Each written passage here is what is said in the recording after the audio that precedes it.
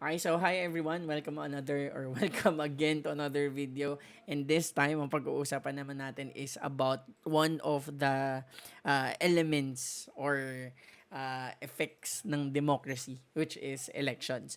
So in this video, medyo magiging personal ako at a point kasi i-share ko sa inyo yung naging experience ko from last year. Kasi sa mga hindi po nakakaalam, sa mga bagong estudyante, sa mga bagong tao na nanonood ng video na to, isa ako sa mga kandidato last year. I run for City Councilor ng San Pedro, Laguna, pero as an independent candidate. So as you can see, papakita ko lang sa inyo.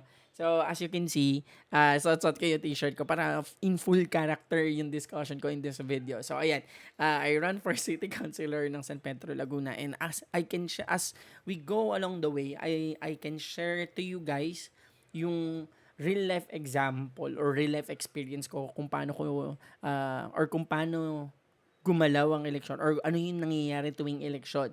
Na dati, nung estudyante pa lang ako, I thought or some of those things na nababasa ko, akala ko hindi siya totoo. And yet, pagdating nung ako na yung nandun sa posisyon para tumakbo or mangampanya sa mga tao, I saw the realities. And totoo nga lahat ng mga nabasa ko. So, ayan, in this video, again, papakita na, let's proceed to this formal presentation natin. So, ang topic natin again is about the Philippine Electoral System. So, ayan na.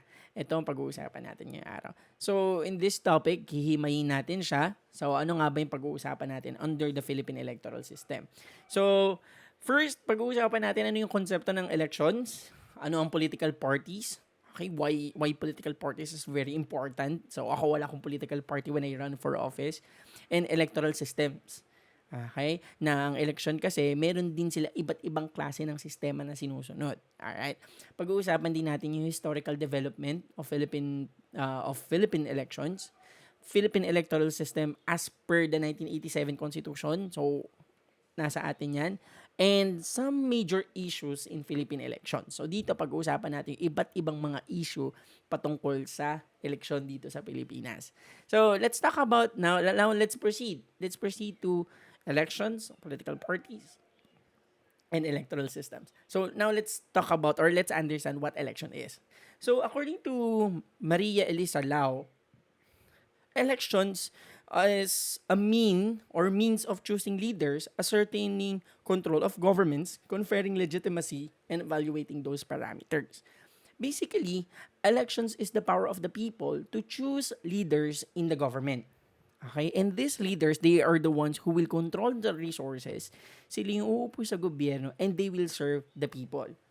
And if we elect leaders in the government, so it is a legal way, it's a legal way of us giving people, quote-unquote, people, leaders, to rule over the government.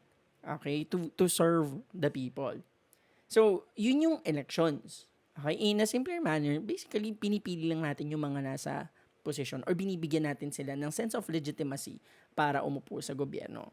So, apart from that, so pag-usapan natin, ano yung functions ng elections, which is almost same lang siya with the definition of election. So, ano nga ba yung functions ng elections? According to UNDP, again, it is a mean of the people to choose members of the legislative branch or legislature and or a single occupant of an executive office.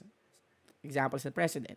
So, in the case of the Philippines, we elect leaders in the Congress. Binoboto natin mga senador, representatives. We elect the president. We elect the vice president. We even elect mayors, governors, vice governors, vice mayors, city councilors, okay, even barangay system. So, we elect them. So, yun yung isa sa function ni election. So, pinipili natin yung mga tao na uupo sa gobyerno. So, it's a means of choosing governments. And last is, tanggalin natin to, confer legitimacy on the political system. Okay? So, nagkakaroon ng sense of legitimacy or nagiging legit, kumbaga sa kanto nga, is legit yung gobyerno natin. Hindi sila yung basta lang trip-trip lang na biglang umupo, biglang lang gusto nilang manungkulan sa lahat. Pero, since dahil merong election, nagkakaroon sila ng sense of, legitimacy or authority over the people. And makikita natin yan sa halos lahat ng bansa sa buong mundo. 'di ba? Na dahil sa election nagiging legitimate yung authority ng isang regime. So, those are the functions of election. That is election. So, next. So, sa election, well, tumatakbo dyan is tao. Pero wag natin kakalimutan or kailangan natin i-recognize na sa isang eleksyon, hindi lang tao ang tumatakbo. Actually, merong isa pang entity na sobrang makapangyarihan or sobrang influential pagdating sa pagkapanalo ng isang tao or sa isang politiko pagdating ng eleksyon. And yun ang political parties. So, ano ang political parties? Ito ba yung ito ba yung babar kayo, magdi-disco kayo, may disco pa ba? Or or birthday party. No. These parties are organization of people. So basically, hindi lang siya grupo ng mga politiko, pero grupo siya ng mga tao. Okay, grupo siya ng mga tao. And if we're going to define political party, so according to Ms. Lau again, it is a main vehicle for organizing groups for election organized along a given program with the main objective of securing state seats. Basically, in a nutshell, ang political parties is group of people. So, sila yung organization of people na merong isa lang na main objective, and that is to win a seat in the government. So, these political parties, hindi siya, again, tulad na mention ko kanina, hindi lang siya politiko. Kahit civil society or kahit isang simpleng tao lang, pwede siya maging miyembro ng isang political party. And if they have the same goal, they have the same ideals, the same aspirations, ito ngayon yung ginagamit nila or yung binubuo nila yung grupo nila to secure seats in the government. Okay? In the case of the Philippines, let's say for example, the PDP Laban. Okay, PDP Laban is an example of political party. So, ito yung partido ni President Duterte. So, ang PDP Laban po is binubuo siya ni President Duterte, Coco Pimentel, okay, and other politicians. Noong 2016 elections, sila yung nagtulungan para tumakbo sa gobyerno at nanalo sila. Same goes with the Liberal Party, another political party ulit, na kung saan noong 2010, sila yung mga nagtulungan para manalo noong 2010 elections. So, ito yung samahan, again, samahan siya ng mga tao or samahan sila ng mga politiko, kahit private individuals, na ang tanging means or ang gusto lang nila is manalo sa posisyon. Okay? However, merong issue din dyan pagdating sa political parties. Pag-uusapan natin yan mamaya. So, what is electoral system naman? So, according to Ms. Lau again, electoral system is the set of processes that translates the votes into seats won by parties and candidates. So, dito sa electoral system, may iba-ibang klase kasi ng electoral system. Pag-uusapan natin ngayon, paano ba nanalo or paano ba napapaupo ang isang tao through election. And merong iba't ibang klase or iba't ibang sistema or electoral system para mapaupo ang isang partido or ang isang kandidato sa posisyon. So, these are the different forms of electoral system. So, tanggalin ko lang yung picture. Ayan. So, meron tayong tatlong klase ng electoral system. Meron tayong tinatawag na plurality system, majoritarian system, and proportional representation system. So, ano yung difference ng tatlo? When we say plurality system, the candidate with the highest number of votes wins. So, sa isang electoral system na plurality ang sinusunod, kahit ilan pa ang tumakbo, sabihin na lang natin dalawa or tatlo, apat, lima. So, dun tayo sa apat. Let's say apat. In plurality system, kung sino yung tao na may pinakamaraming botong natanggap doon sa apat, siya ang mananalo sa eleksyon. Okay? Example natin dyan is, let's say for example, merong 10 votes. Okay, kanya 10 votes, tapos apat yung lima or apat na lang yung tumatakbo. So, si candidate 1, nakakuha siya ng 3 votes. Si candidate number 2, nakakuha siya ng 2 votes. Si candidate 3, nakakuha siya ng 2 votes. So, ilang boto na yun? 7, di ba? So, may natitira pang 3. So, what if si candidate 1 or si candidate 4, yung huling-huling kandidato, nakakuha lang siya ng isang boto kasi merong 2 boto na hindi or 2 tao na hindi bumoto. So, sinong panalo doon sa apat? So, panalo doon sa apat is si candidate 1. So may kita natin yan sa sistema ng Pilipinas.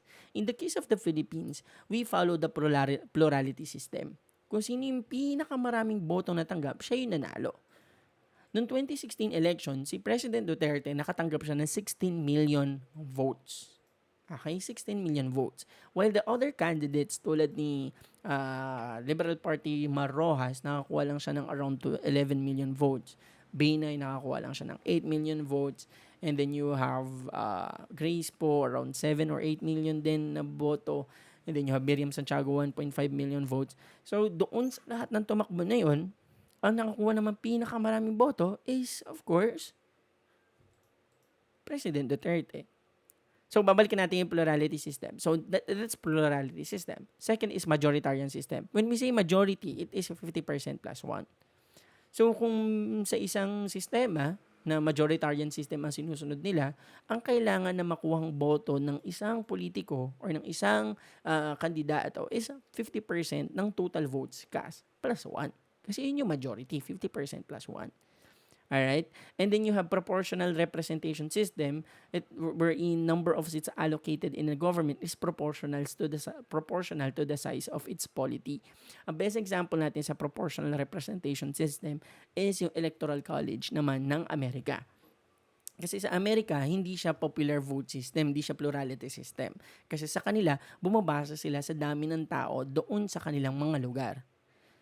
Okay? So magkakaroon tayo ng separate video kung paano naman kumikilos yung electoral system ng Amerika. So separate video natin yan. So dito tayo mag-focus ngayon. Balikan natin sa plurality system.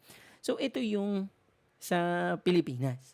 So sa Pilipinas, it's the first past the post system or the plurality system kung saan, kung sino yung may pinakamaraming boto, siya po yung nananalo sa eleksyon at siya yung napapaupo. Okay? So, tulad namin nung nakaraan, nung last year, in 2019 elections, sa pagka-city councilor, ilang tao or ilang position ba or ilang politiko ba ang pwede mo po? Ang pwede po umupo sa city councilor ng San Pedro Laguna ay 10.